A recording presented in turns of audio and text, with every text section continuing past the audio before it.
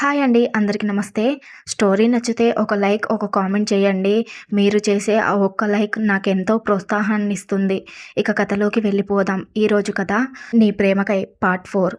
Auto వెళ్ళిపోగానే జై వైపు తిరిగి అతని కాలర్ పట్టుకుని ఎవడ్రా నువ్వు నన్ను ఆపావు అని కోపంగా అడిగాడు భూషణ్. నువ్వు ఎవరు ఆ అమ్మాయిని ఇబ్బంది పెడుతున్నావు? రోడ్డు పైన నీ వల్ల ఎంత ట్రాఫిక్ జామ్ అయ్యింది అని అడిగాడు జై. దూరంగా ఉన్న బాడీగార్డ్స్ జై కాలర్ పట్టుకున్న భూషణ్ని చూసి వెంటనే అక్కడికి 4 మెంబర్స్ చేరుకొని జై కాలర్ విడిపించి భూషణ్ ఫేస్ పైన ఒక్క పంచ్ ఇచ్చారు. హే గాయ్స్, ఇక్కడికి ఎందుకు వచ్చారు? పబ్లిక్ చూస్తే ఎంత ఇబ్బంది అవుతుంది. బ్యాక్ అంటూ మెల్లిగా చెప్పాడు జై. పక్కనే ఉన్న భూషణ్కి వినిపించాయి ఆ మాటలు. హో, వీడు బాగా బలిసినోడు అన్నమాట అని మనసులో అనుకుని అప్పటికప్పుడు ఒక పథకం వేశాడు. జై మాటలు విని సారీ సార్ అని కాస్త దూరంగా వెళ్ళి నిలబడ్డారు బాడీగార్డ్స్. దవడ కండరాలు సరిచేసుకుంటూ జై ముందు నిలబడి అప్పు ఇచ్చిన పాపానికి దెబ్బలు తినాలా సార్ అని అమాయకంగా ఫేస్ పెట్టి, ఆ అమ్మాయికి 1 ఇయర్ కింద 50,000 అప్పు ఇచ్చాను. సరిగ్గా వడ్డీ కూడా కట్టట్లేదు. అసలు వడ్డీ కలిపి 1,00,000 అయ్యింది. ఎన్నిసార్లు అడిగినా అప్పు తీర్చడం లేదు. అందుకే కాస్త ఇబ్బంది పెడుతున్నాను అని తను వేసిన పథకం అమలు చేస్తున్నాడు భూషణ్. అందుకని ఆడపిల్లని రోడ్డుపైన ఇబ్బంది పెడతావా? ఇంట్లో మగాళ్ళని అడగాలి అన్నాడు జై. వాళ్ళే ఉంటే నాకెందుకు సార్ ఈ బాధ? వాళ్ళ నాన్న చనిపోయారు. అందుకే ఈ అమ్మాయిని అడగాల్సి వస్తుంది. నా పని నేను చేసుకుంటుంటే నన్ను ఆపారు. ఆ అప్పు ఏమైనా మీరు తీరుస్తారా? తీర్చలేరుగా. అలాంటప్పుడు ఇలా మధ్యలో దూరకండి సార్. మీ పని మీరు చూసుకోండి అంటూ జైని రెచ్చగొట్టాడు.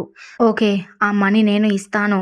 ఇంకోసారి ఆ అమ్మాయి జోలికి వెళ్ళావని తెలిసిందో అప్పుడు ఇలా మాట్లాడుతూ చెప్పను అని చెప్పి బాడీగార్డ్స్ని చెక్ బుక్ తీసుకురమ్మని చెప్పాడు జై. 1,00,000 చెక్ రాసి భూషణ్ చేతికి ఇచ్చి అక్కడ నుండి వెళ్ళిపోయాడు జై. ఈరోజు ఈ 1,00,000ని డబుల్ చేయాలి అనుకుని క్లబ్కి స్టార్ట్ అయ్యాడు భూషణ్. కరెక్ట్ టైంకి ఆఫీస్కి స్టార్ట్ అయిన జాను భూషణ్ వల్ల 30 మినిట్స్ లేట్ అయ్యింది. హడావిడిగా ఆటో దిగి లోపలికి వెళ్తున్న జాను దృఢమైన ఒక శరీరాన్ని గుద్దుకుని కింద పడిపోయింది. కింద పడిపోతున్నాను అని భయంతో గట్టిగా కళ్ళు మూసేసింది. ఒక దృఢమైన చెయ్యి తన నడుముని బిగించి పట్టుకున్న స్పర్శ తెలుస్తుంటే ఒక కన్ను తెరిచి చూసింది. తనని పట్టుకుంది ఎవరా అని. అక్కడ విజ్జు ఉండటంతో కళ్ళు పెద్దవి చేసి చూసింది. ఏంటి బాతుగుడ్లు వేసుకొని చూస్తున్నావు? స్టాండ్ ప్రాపర్లీ ఇడియట్ అని కసిరాడు విజ్జు. అతని భుజం సపోర్ట్ తీసుకొని స్ట్రెయిట్గా నిల్చుని సర్దుకుంటూ సారీ సార్ అని చెప్పింది జాను. ఎందుకింత లేట్ అయ్యింది? టైం సెన్స్ లేదా అని 5 మినిట్స్ క్లాస్ తీసుకొని డోంట్ రిపీట్ అగైన్ అని చెప్పి తన క్యాబిన్కి వెళ్ళిపోయాడు విజ్జు. విజ్జు మాటలు పట్టించుకోకుండా తన సిస్టమ్ దగ్గరికి వెళ్ళి వర్క్ స్టార్ట్ చేసింది జాను. తన వర్క్ చేసుకుంటూ అప్పుడప్పుడు సీసీటీవీ ఫుటేజ్లు చెక్ చేస్తున్నాడు విజ్జు. ఎవరితో మాట్లాడకుండా సిన్సియర్గా తన వర్క్ చేయడం చూసి గుడ్ గర్ల్ అని మనసులో అనుకున్నాడు విజ్జు. అది ఒక మెడికల్ కాలేజ్. వైషు అక్కడ మెడిసిన్ చేస్తుంది. పాలకన్నా తెల్లగా, నీళ్ళకన్నా నున్నగా ఉంటుంది ఆమె చర్మం. మొహంలో ఒక తేజస్సు. తన కలర్కి తగ్గట్టే తన బాడీ షేప్స్ ఉంటుంది. దాంతో ఆమె అందం జాను కన్నా 5 రెట్లు ఎక్కువే ఉంటుంది. దాంతో బాయ్స్ దృష్టి వైషు పైన ఎక్కువగా ఉంటుంది. అప్పటికే వైషుకి చాలా ప్రపోజల్స్ వచ్చాయి. తనకి ఉన్న తిక్కతో ఒక్కరిని కూడా యాక్సెప్ట్ చేయకుండా తన్ని తరిమేసింది మన వైషు పాప. కానీ ఒకడు మాత్రం జిడ్డులా పట్టుకున్నాడు. వాడి పేరు దేవా. కాలేజ్ ఫస్ట్ డేనే వాడు వైషుకి ప్రపోజ్ చేయడం, వైషు పాప కొట్టడం, దానితో వాడికి తిక్కరేగి యాసిడ్ పోస్తా అని బెదిరించి వైషు ముందే ఇంకో అమ్మాయిపై యాసిడ్ పోసి శాంపుల్ చూపించడంతో వాడి ముందు అసలు వాయిస్ రేస్ చేయదు వైషు. దాంతో వాడు పుట్టించిన పుకార్లతో వైషు దేవా లవర్స్ అని కాలేజ్ అంతా స్ప్రెడ్ అయిపోయింది. దేవా సంగతి తెలియని కొందరు వైషుకి ప్రపోజ్ చేస్తే వైషు తన్ని తరిమేసిన దేవా వాళ్ళని వదలడు. ఆ కాలేజ్లో మళ్ళీ కనిపించకుండా చేస్తాడు. ఒకరోజు బ్రేక్ టైంలో కొంతమంది క్లాస్ నుండి బయటకు వెళ్తే మరికొంతమంది క్లాస్లోనే కూర్చుని చిల్ అవుతున్నారు. అందులో మన వైషు పాప కూడా ఉంది. సడన్ ఎంట్రీతో దేవా క్లాస్లోకి వచ్చి వైషు తప్ప అందరూ బయటకు వెళ్ళండి అని బేస్ వాయిస్తో చెప్పడంతో అతను అంటే భయం అందరికీ. మెల్లిగా లేచి రూమ్ బయటకి వెళ్ళిపోయారు అందరూ. వైషుకి భయంతో చెమటలు పడుతున్నాయి. దేవా డోర్ లాక్ చేశాడు. అప్పటి వరకు బెంచ్ పైన కూర్చున్న వైషు లేచి నిల్చుంది. దేవా వైషు వైపు అడుగులు వేస్తూ వస్తుంటే వైషు భయంతో వెనక్కి వెళ్తుంది. చివర గోడ ఉండడంతో గోడకి అతుక్కుపోయింది వైషు. దేవా కూడా తన దగ్గరికి చేరుకున్నాడు. ఏంటి వైషు భయపడుతున్నావు? నిన్ను ఏం చేస్తానో చెప్పు. నువ్వు అంటే నాకు ప్రాణం. ప్రాణం తెలుసు కదా అంటూ వైషు ఫేస్ దగ్గరికి అతని చేయి తీసుకెళ్ళాడు. వైషు మొహం తిప్పేసుకుంది. ఏంటి వైషు, నేను టచ్ చేయకూడదా నిన్ను అని అడిగాడు దేవ. వైషు మౌనంగా ఉంది. ఎన్ని రోజులు తిప్పుకుంటావే, ఎప్పటికైనా నేనే దిక్కు నీకు. నన్ను కాదు అని ఇంకొకరిని ప్రేమించినా పెళ్లి చేసుకున్నా ఏం చేస్తానో ఏం చేయగలనో తెలుసు కదా అని వార్నింగ్ ఇస్తుంటే వైషు కళ్ళ నిండా నీళ్లు నింపుకొని దేవా వైపు కోపంగా చూసింది. ఏడవకు డార్లింగ్, నువ్వు ఏడిస్తే నేను తట్టుకోలేను అని వైషు కన్నీళ్లు తుడుస్తుంటే అతని చేతిని నెట్టేసింది. మీ ఇంట్లో మన గురించి చెప్పావా అని అడిగాడు దేవ. ఏముందని చెప్పాలి అని కోపంగా అంది వైషు. అదేంటి వైషు, ఇప్పుడు ఈ రూమ్లో మనం మాత్రమే ఎందుకు ఉన్నాం? ఒంటరిగా లవర్స్ అనే కదా, కాలేజ్ అంతా మనం డీప్ లవ్లో ఉన్నామని అనుకుంటున్నారు. నీకు నేను అంటే ఇష్టం ఉంది కాబట్టేగా ఎవడు ప్రపోజ్ చేసినా తరిమి కొడుతున్నావు. చూడు, నువ్వంటే ఇష్టమని ఎప్పుడూ చెప్పలేదు. నా పైన యాసిడ్ పోస్తా అంటే సైలెంట్గా ఉన్నాను అంతే. నువ్వు నిజంగా నన్ను ప్రేమిస్తే ఇలా బెదిరించి నా ప్రేమను పొందాలి అనుకోవు. నేను ఇష్టపడేంత వరకు వెయిట్ చేసేవాడివి. ఇలా నన్ను గదిలో ఒంటరిగా కలిస్తే అందరూ ఏమనుకుంటారు? ఇంకోసారి ఇలా చేస్తే పోలీస్ కంప్లైంట్ ఇవ్వాల్సి వస్తుంది అని వార్నింగ్ టోన్లో చెప్పింది వైషు.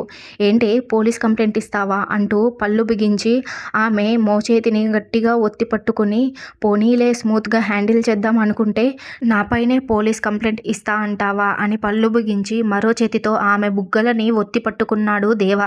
నొప్పికి అల్లాడుతూ వదులు అని గింజుకుంటుంది వైషు. విసురుగా వైషుని వెనక్కి నెట్టి బయటకు వెళ్ళిపోతాడు దేవ. వాళ్ళిద్దరూ లవర్స్ అని కాలేజ్ అంతా తెలుసు కాబట్టి లోపల ఏదో రొమాన్స్ జరిగింది అనుకుంటున్నారు బయట ఉన్న స్టూడెంట్స్. దేవ వెళ్ళగానే ఎర్రగా మారిన చేతిని పట్టుకుని మోకాళ్ళపై కూర్చొని ఏడవసాగింది. అతను బయటికి వెళ్ళిపోగానే వైషు ఎలా ఉందో అని పరిగెత్తుకొచ్చింది వైషు ఫ్రెండ్ రచన. వెక్కి వెక్కి ఏడుస్తున్న వైషుని హక్ చేసుకుని కామ్ డౌన్ అంటూ ఓదార్స్తుంది రచన. సాయంత్రం 6 అవుతుంటే అందరూ సిస్టమ్ క్లోజ్ చేసి వెళ్ళిపోతున్నారు. జాను కూడా బ్యాగ్ తీసుకుని వెళ్ళబోతుంటే విజ్జు వచ్చి జానుని ఆపి, మిస్ జాహ్నవి, మార్నింగ్ లేట్గా వచ్చావు, ఇప్పుడు ఇన్ టైంకి వెళ్తున్నావు అని అడిగాడు విజ్జు.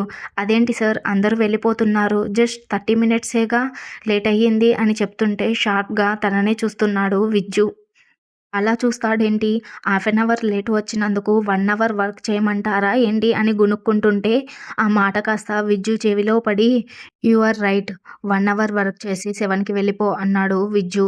సార్ అని పెద్దగా అరిచి, సార్ మరీ 7 అంటే స్కూటీ కూడా తీసుకురాలేదు సార్, మా చెల్లి తీసుకెళ్ళింది. మా ఏరియాకి డే టైంలో ఆటోలు సరిగ్గా ఉండవు, ఇంకా నైట్ టైంలో అంటే అని చెప్తుండగా, షట్ అప్, నాకు ఎక్కువ మాట్లాడే వాళ్ళంటే నచ్చరు, లెట్స్ స్టార్ట్ ద వర్క్ అని చెప్పి అక్కడ నుండి తన క్యాబిన్లోకి వెళ్ళాడు విజ్జు.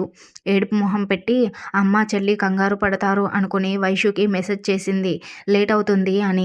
కాలేజ్ అయిపోవడంతో వైషు రచన అలా బయటకి వచ్చి టైం స్పెండ్ చేశారు. దేవా చేసిన పనికి భయపడిపోయింది వైషు. కాస్త బయట టైం స్పెండ్ చేయడంతో మనసు కుదుటపడి స్కూటీ పైన ఇంటికి స్టార్ట్ అయ్యారు. రచనని డ్రాప్ చేసి, ఓకే రచ్చు, లోపలికి వెళ్ళు, బాయ్ అని చెప్పి వైషు వెళ్ళబోతుంటే, ఆగు వైషు అంది రచన. ఏంటే అని డల్గానే అడిగింది వైషు. ఆ దేవాకి ఎలాగైనా బుద్ధి చెప్పాలి, మా అన్నయ్యకి చెప్పమంటావా, 4 తగిలిస్తే ఇంకోసారి నీ జోలికి రాడు అని అడిగింది రచన. అదేం వద్దు రచ్చు, వాడు పెద్ద రౌడీ, వాడి వల్ల మీ అన్నయ్యకి ఏమైనా అయితే నేను జీవితాంతం గిల్టీగా ఫీల్ అవుతాను అని బాధగా అంటుంటే, పోనీ మీ అక్కకి అయినా చెప్పవే, తను ఏమైనా చేస్తుంది కదా అని అంది రచన. అక్కకా అని నాకు ఉన్నంత ధైర్యం కూడా లేదు. అక్క చాలా ఇన్నోసెంట్, ఇంకా ఈ విషయం చెప్తే నాకు ఏమవుతుందో అని ప్రతి క్షణం భయపడుతుంది.